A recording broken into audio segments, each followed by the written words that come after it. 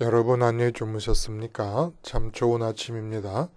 우리 4월 10일 목요일 말씀으로 드리는 오늘의 번제 함께 합니다. 잠언서 9장 말씀 18절까지 기록되어 있습니다. 여러분이 끝까지 한번 읽어보시기를 바라고 1절부터 6절까지만 같이 읽습니다. 시작. 지혜가 그의 집을 짓고 7 기둥을 다듬고 짐승을 잡으며 포도주를 혼합하여 상을 갖추고 자기의 여종을 보내어 성중 높은 곳에서 불러 이르기를 어리석은 자는 이리로 돌이키라. 또 지혜 없는 자에게 이르기를 너는 와서 내 식물을 먹으며 내 혼합한 포도주를 마시고 어리석음을 버리고 생명을 얻으라. 명철의 길을 행하라 하느니라. 네, 오늘 우리가 함께 읽은 말씀 중심으로 조호이산 내 삶을 유인하라 라는 좀 이상한 제목의 하나님 말씀 증거합니다. 조호이산 콤마하고 내 삶을 유인하라. 도대체 내 삶을 어디로 유인하라는 것인지 한번 본문을 통해 살펴봅니다. 조호이사는 조절한다라는 그 조자에 호랑이 호자, 그리고 이별한다라고 할 때 이자와 매산자입니다. 중국의 고대 병법인 36개 가운데 15번째 계책이에요. 공격을 하는 계책 중에 하나인데 그 말 뜻을 풀이하자면 호랑이를 유인하여 산을 떠나게 하다라는 뜻입니다. 백수의 왕인 호랑이가 지형이 험악한 산악에 머물러 있을 때는 누구도 당해낼 수가 없습니다. 그 호랑이의 야수로서의 속성과 강인한 힘이 산악의 험한 지형과 아주 잘 맞아 떨어지기 때문이죠. 그런데 호랑이를 유인해내서 큰 산 아래로 나오게 해갖고 들판으로 끌어들이면 사람이 아주 쉽게 이를 포획할 수 있다는 거예요. 그래서 중국 속담에 들에 있는 호랑이는 개도 우습게 한다 라는 속담이 있다고 합니다.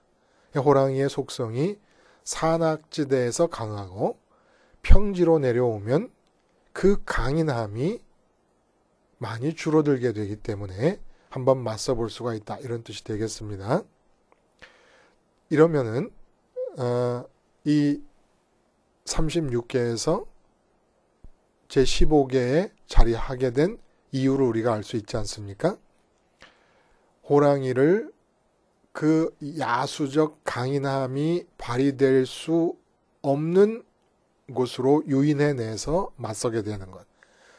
다시 말하면 적으로 하여금 적에게 유리한 곳에서 벗어나도록 하여 힘을 약화시키고 허점을 드러내게 한 뒤에 공격하여 승리하는 전략을 말하는 것이죠.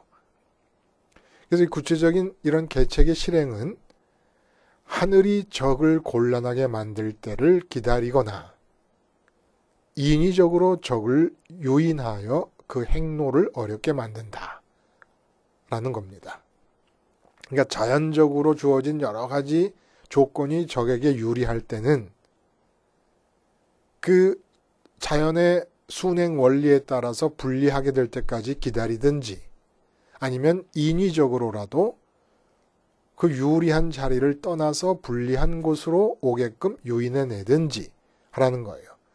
그래서 손자병법에서도 적이 대응하기에 유리하고 강력할 수 있는 조건에 적을 맞서는 것은 하책이다.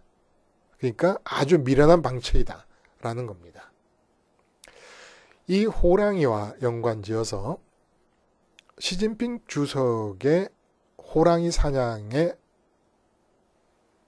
이 정책이 인간에 회자되고 있어요. 도대체 호랑이 사냥이 뭐냐? 국가 주석이 된 뒤로 시진핑 주석이 특별히 국가 관료들의 부패 척결에 온 힘을 다 기울였습니다.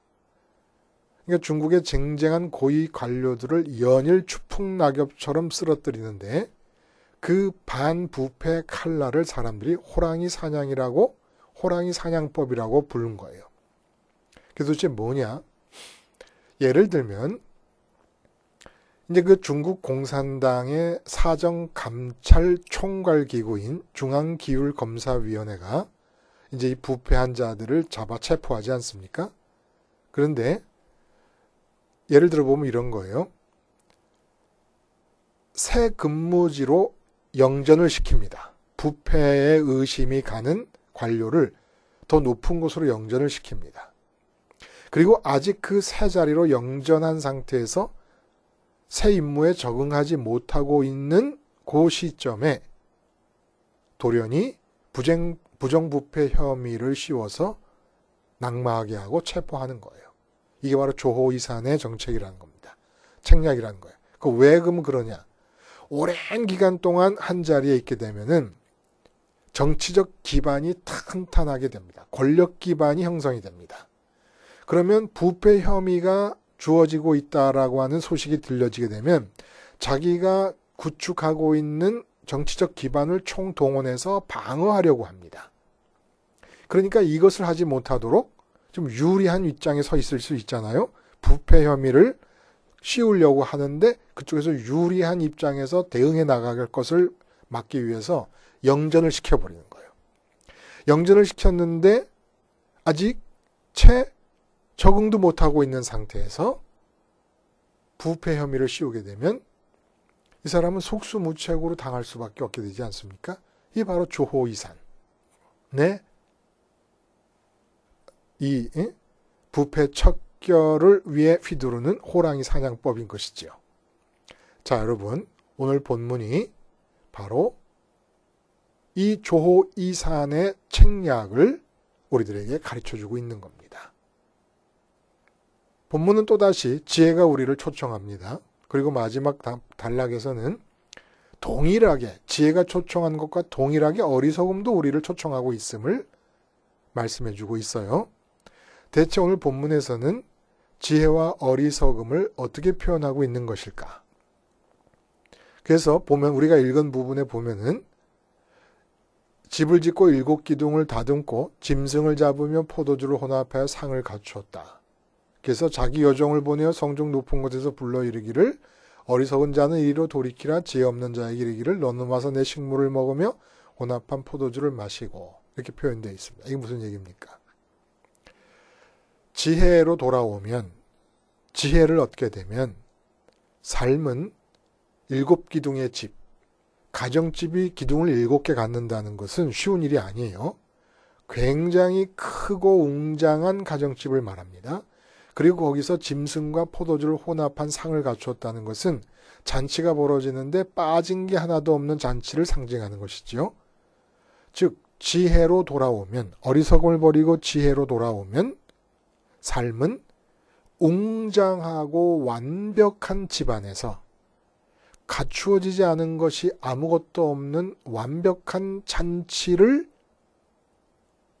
버리고 사는 것과 같은 삶이 될 것이다 라는 얘기를 지금 해주고 있는 거예요.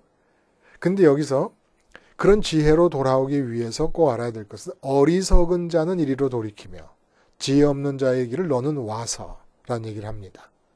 여기서 어리석은 자와 지혜 없는 자라고 하는 말 뜻이 조호이산이라고 하는 제목을 생각해 하는 것이라는 거예요. 어리석은 자라고 할 때 이 어리석은 자는 히브리어로 패티라고 하는 겁니다. 패티라는 단어예요. 근데 패티는 히브리어 파타흐라는 단어에서 파생된 겁니다. 파타흐라는 히브리어 단어의 뜻은 열려져 있다라는 뜻이에요. 열려져 있다.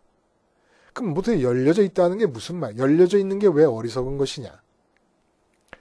열려져 있다는 것은 마음이 이 세상을 향하여 열려져 있는 상태로 사는 것을 말합니다.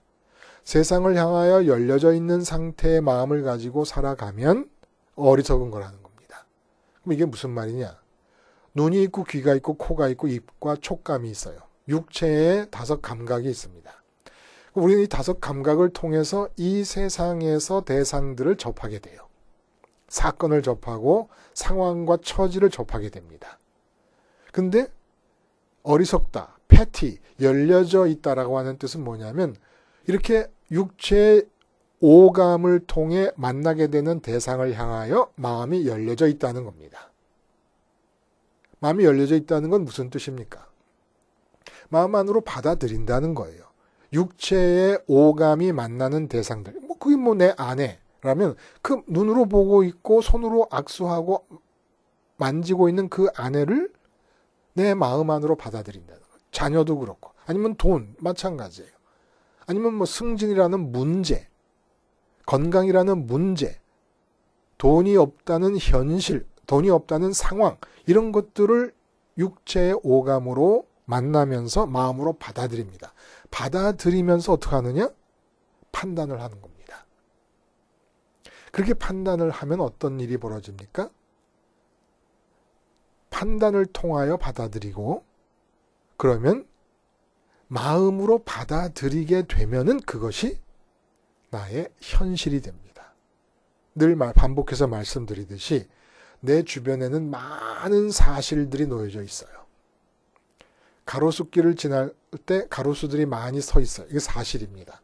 그러나 돈 문제를 생각하면서 가로수길을 지나가면 가로수가 서 있다는 사실은 내 마음 안으로 받아들여지지 않습니다.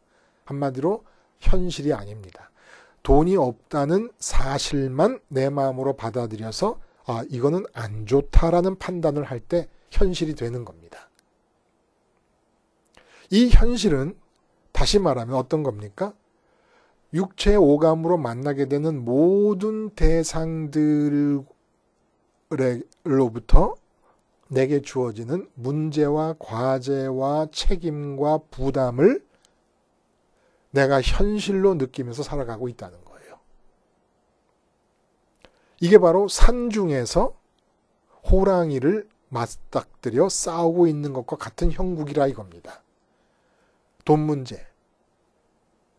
철나고도 아니죠. 철이 아직도 안 났을 수도 있어요. 지혜가 없으면 철이 없는 거니까. 예를 들어 대학 졸업하고 나서 40이 되고 50이 되고 60이 되도록 30이 되면 지금도 계속해서 돈 문제로 씨름하고 있습니다. 돈 문제가 마음대로 해결이 됩니까? 70억이 돈 문제로 끙끙대고 있습니다. 많으면 많은 사람대로, 돈이 없으면 없는 사람대로 아직도 끙끙대고 아직도 문제가 되는 거예요. 아무도 돈 문제를 해결한 사람이 없습니다. 산중 호랑이에요. 근데 그 돈 문제를 현실로 만들고 있는 사람은 누구냐면 나 자신인 겁니다. 왜냐하면 마음으로 받아들임으로써 육체의 오감각이 만나고 있는 그 상황을 마음으로 받아들이고 판단함으로써 열려져 있는 상태, 세상을 향해 열려져 있으면서 세상의 상황을 현실로 만들고 있는 자는 나라는 거예요. 그 현실 속에서 산악에서 호랑이를 맞이하고 싸우고 있는 중입니다. 건강도 그렇고 자식도 그렇고, 자식이라고 하는 호랑이. 그 자식을 오감으로 만나면서 받아들여서 현실로 만들어버립니다. 내 마음대로 되는 게 아무것도 없어요. 자식에 대해서. 그럼 어떻게 해야 되느냐? 그 다음에 나타나는 지혜 없는 자라는 단어에서 힌트가 나옵니다. 지혜 없다라는 것은 히브리어로 헤사르 레브라는 뜻이에요. 레브라는 게 마음인데 헤사르라고 하는 것은 결핍되었다 이런 뜻입니다. 그러니까 마음이 없다는 거예요. 마음이. 뭐에 마음이 없다는 겁니까? 사실들 중에 특정한 어느 사실에 대해서 마음이 없다는 거예요. 앞에 어리석은 자는 이 세상에 대해서 마음이 있는 자였습니다. 마음을 열고 있고 마음으로 받아들입니다. 근데 지혜가 없는 자는 뭐가 없다는 겁니까? 마음이 없다는 건데 무엇을 향해 마음이 없다는 거예요? 하나님을 향하여 마음이 없다는 겁니다. 하나님도 사실입니다. 하나님이 창조주라는 것도 사실입니다. 그 하나님의 아들이신 예수님께서 십자가에서 죽으셨다는 것도 사실입니다. 그래서 내가 함께 주님과 함께 죽은 자라는 것도 사실입니다. 그런데 하나님이 창조주요 나의 아버지라는 사실도, 예수님이 십자가에서 나를 위해 죽었다는 이 사실도 현실이 될 수 있을 정도로 마음을 주지 않습니다. 십자가 사실에 대해서 마음이 결핍되어 있습니다. 어디서? 직장에서, 어디서? 가정에서, 어디서? 학교에서, 어디서? 시장에서. 오직 교회 안에 들어왔을 때 그것도 1년에 몇 번씩 십자가를 기억하고 십자가의 마음을 줄 뿐입니다. 그러므로 십자가라고 하는 사실은 나의 현실이 되지 않습니다. 내가 십자가에 달려 주님과 함께 죽었다는 사실은 현실이 되지 않습니다. 하늘에 계신 하나님이 창조주로서 세상을 지으시고 나의 아버지라는 이 사실이 현실이 되지 않습니다. 왜냐하면 거기에 마음이 없기 때문에. 그 사실에 마음을 주고 있지 않기 때문에. 그 마음은 다 어디가 있습니까? 이 세상으로 다 가 있습니다. 육체로 만나고 있는, 육체의 오감을 통해 만나고 있는 것들에 대해 마음이 다 가 있는 거예요. 그러느라고 하나님이 창조주라고 하는 사실은 현실이 되지 못하고 창조주 하나님이 아버지라는 사실도 현실이 되지 못합니다. 자, 6절에 뭐라고 얘기합니까? 어리석음을 버리고 생명을 얻으라. 명철의 길을 행하라 하느니라. 이 어리석음을 버리고 생명으로 돌아오라는 얘기예요. 이게 뭘 뜻하는 걸까요? 명철의 길을 행하라 하느니라. 명철, 밝은 길을 걸어가라는 거지요. 이 말씀이 바로 조호이산의 계책을 따르라는 권고라는 겁니다. 어리석음을 버리라. 마음을 열고 세상을 맞이하는 게 어리석음이에요. 마음 안으로 세상을 들여놓는 거예요. 판단하면서 들여놓으면 현실이 됩니다. 이게 바로 험악한 산 속에서 산중에 와인 호랑이야 맞서지 말라는 것입니다. 산 아래로 호랑이를 유인해 내라는 거예요. 가족 문제, 자녀 문제, 건강 문제, 돈 문제, 직장 문제 모두 다 호락호락하지 않은 호랑이들입니다. 대체 우리가 어느 한 가지를 우리 마음대로 해결할 수가 있습니까? 근데 그에 맞서고 있어요. 우리 힘으로 할 수 있는 게 뭐 돈 문제, 건강 문제, 가족 문제, 자녀 문제, 부부 문제, 승진 문제, 직장 문제, 우리 힘으로 할 수 있는 게 어느 것도 하나 없어요. 근데 우리 힘으로 하겠다고 싸우고 있는 겁니다. 역사를 통해 증명되고 있는 거야. 이런 문제가 우리 힘으로 해결되지 않는다는 것이. 그럼 어떻게 하라는 겁니까? 하나님이 내 아버지인 현실로 가정 문제, 건강 문제, 직장 문제, 돈 문제, 승진 문제들을 유인해 오라는 거예요. 하나님은 천지를 창조하신 창조주십니다. 근데 내 아버지예요. 이게 사실이에요. 교리로만 고백하지 말고 이게 사실이니까 많은 사실들 중에서 이 사실을 왜 묵히고 썩히고 있느냐는 겁니다. 왜 망각의 그늘 속에 가둬두고 있느냐는 거예요. 끌어오라는 거예요. 하나님이 내 아버지고 하나님이 창조주인 그 사실이 현실이 되는 상태로 돈 문제를 유인해 오라는 겁니다. 하나님이 아버지라는 현실 바깥에서 내 스스로 그것을 해결하려고 그러지 말고 내 스스로 해결하려고 하는 중에 아버지를 부르려고 그러지 말고 돈 문제가 현실인 상황으로 하나님 아버지를 끌어들이려고 그러지 말고 하나님이 내 아버지인 현실로 돈 문제를 유인해 오라는 거예요. 어떻게 하면 됩니까? 지금 돈 문제를 맞이하고 있는 내가 하나님이 내 아버지이신 현실 안으로 들어가면 돈 문제를 따로 붙잡지 않아도 나와 연관되어 있기 때문에 따라 들어오게 되는 겁니다. 그게 하나님 경외라는, 오늘 10절에 말씀하시는 하나님 경외가 바로 그거라는 거예요. 어떻게 하나님이 내 현실이 됩니까? 난 하나님 없으면 못 산다. 돈 문제가 있으면 돈 없어도 살 수 있어도 하나님 없으면 못 산다. 이 고백을 통해서 하나님이 창조주라는 사실, 하나님이 나의 아버지라는 사실을 현실로 만들어 버리는 겁니다. 내가 그 현실로 들어가면 나와 같이 연결되어 있는 모든 산중 호랑이와 같은 문제들이 주렁주렁 유인돼서 끌려 들어오는 거예요. 창조주 하나님이 나의 아버지인 현실 안으로. 놀랍지 않습니까, 여러분? 이거 왜 내가 하나님 아버지가 나의 창조주요 아버지라는 그 사실을 잊어버린 채로 내가 붙들고 씨름을 하고 있느냐는 겁니다. 하나님 경외가 뭐예요? 하나님 경외는 반드시 지금 돈 문제가 있고 건강 문제가 벌어졌다 그러면 건강은 안 좋아도 살 수 있고 돈은 없어도 살 수 있지만 하나님 없으면 하나님 관계가 병이 들고 하나님 부자가 되지 못하면 나는 못 산다라는 마음을 갖는 겁니다. 이게 하나님 경외라는 거예요. 이래야 하나님이 아버지로서 창조주로서 현실인 상황으로 들어갈 수가 있다는 겁니다. 근데 우리는 돈 문제가 있으면 하나님을 끌어들여서 기도할 때 어떤 마음으로 기도하냐? 하나님, 나 돈 없으면 못 살아요. 돈 없으면 만족도 없고 기쁨도 없습니다. 그러니까 하나님께서 내게 만족과 기쁨을 줄 수 있는 유일한 대상인 이 돈을 내가 얻도록 해주세요. 이렇게 기도하고 있으니까 하나님이 창조주 되시고 아버지 되신 이 사실이 나의 현실이 되질 않는 겁니다. 여전히 돈 문제가 현실인 거예요. 건강 문제도 마찬가지입니다. 건강을 잃으면 다 잃는 것 아닙니까, 하나님? 그러니까 건강이 내 기쁨과 만족의 근거가 되는 거예요. 그런 마음으로 하나님을 아무리 불러도 하나님이 창조주시고 나의 아버지 되신 것은 나의 현실이 되지 않습니다. 그 사실은 그늘에 묻혀버리는, 창고에 갇혀버리는 사실이 될 뿐이에요. 하나님을 경외해야 현실이 되는 거예요. 하나님이 현실이 되는 거예요. 근데 하나님 경외라는 것은 이 세상에 부딪히는 모든 문제들에 대해서 기쁨을 추구하고 만족을 추구하려는 내 마음이 죽어버리는 겁니다. 다시 말해서 예수님이 십자가에서 죽으신 그 사실이 나의 죽음이라는 사실이 현실이 되지 않으면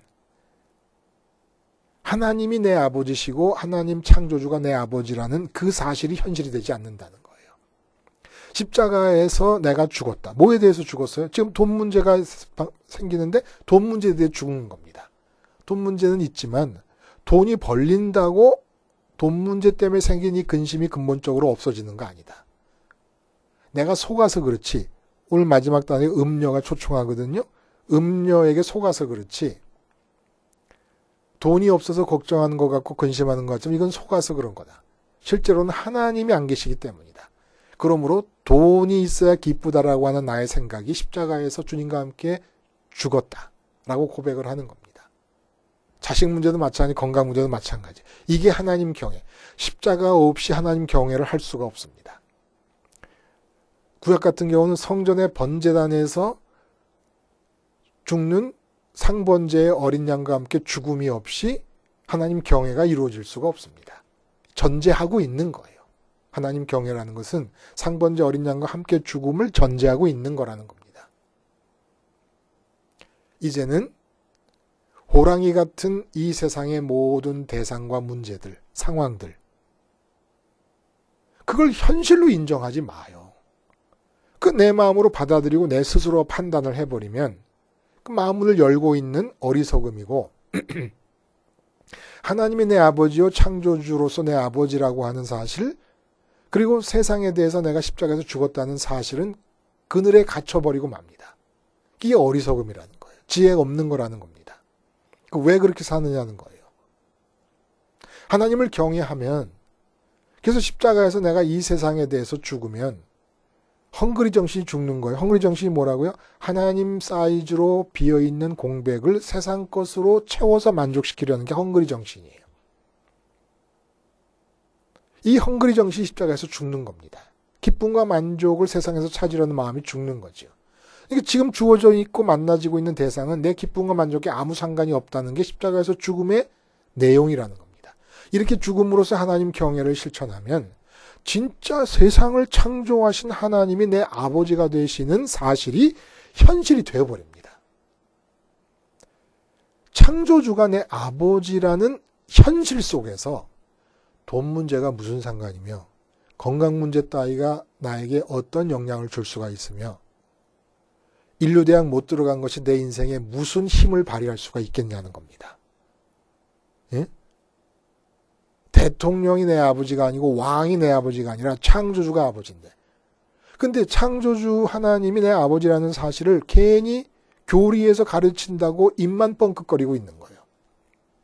실제로는 어리석은 자처럼 마음을 세상을 향해 열어놓고는 세상에서 주어지는 모든 사실들만 현실로 받아들이고 있는 채로. 그걸 왜 현실로 받아들여요? 믿으니까.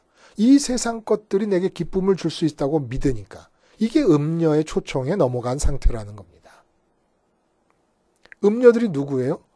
세상 것으로 너희가 기쁠 수 있고 만족할 수 있다 라고 하면서 하나님과 예수님의 이름까지도 세상 것을 얻는 것에 동원시키는 자들이, 이게 음녀들인 거예요. 와라, 하나님 믿고 예수님 믿으면 돈 많이 벌 수 있고 건강할 수 있고 이 세상에서 행복과 기쁨을 찾을 수 있다. 헝그리 정신을 자극하는 자들이 음녀라는 겁니다. 이제는 우리 스스로 그것을 맞닥뜨려 맞으라고 단 한마디도 하신 적이 없습니다. 이 세상은 내가 사는 게 아니에요. 내가 사는 게 아니에요. 그래서 생명을 얻으라, 명철의 길을 걸으라는 얘기는 무슨 얘기입니까? 생명을 얻으라. 하나님 경외하는 마음을 회복해요. 주님의 십자가에서 죽습니다. 이 세상에서 지금 나에게 처하고 있는 대상에 대해서, 상황에 대해서 죽습니다. 그래서 마음을 지켜요. 또 판단에 대해서 죽어요.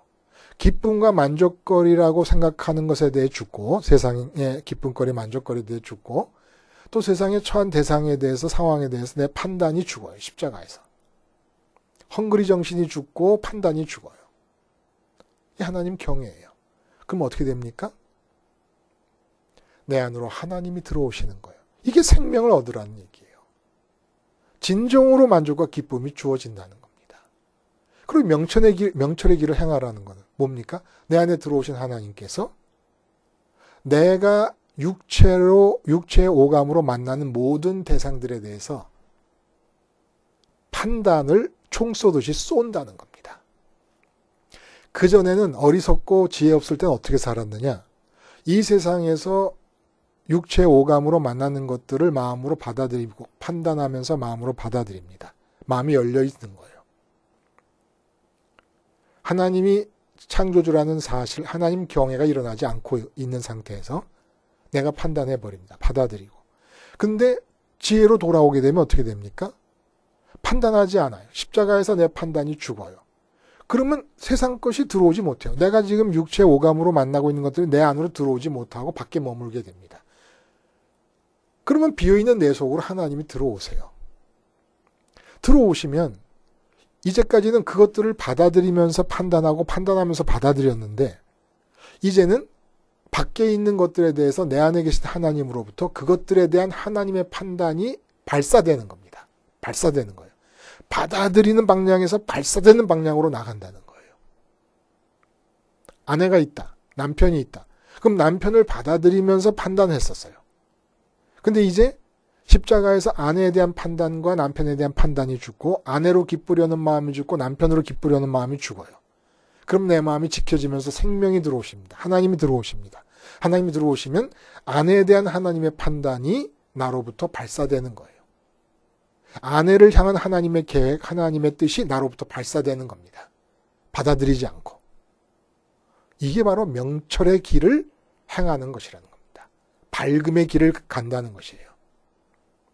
조호이산, 호랑이를 조종하여, 유인하여 산을 떠나게 하라. 산 밑으로 내려오게 하라.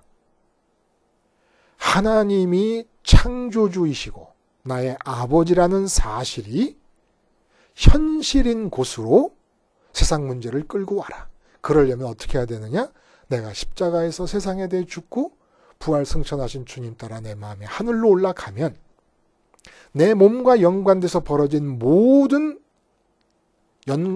관계의 쇠사슬에 묶여있는 문제들은 하나님이 나의 창조주시고 아버지라는 현실 안으로 유인되어 들어오게 될 수밖에 없는 것이고, 그렇게 하나님이 나의 아버지고 창조주이신 현실로 들어온 모든 이 세상의 문제들은 더 이상 내 마음에 문제일 것이 없다는 것입니다.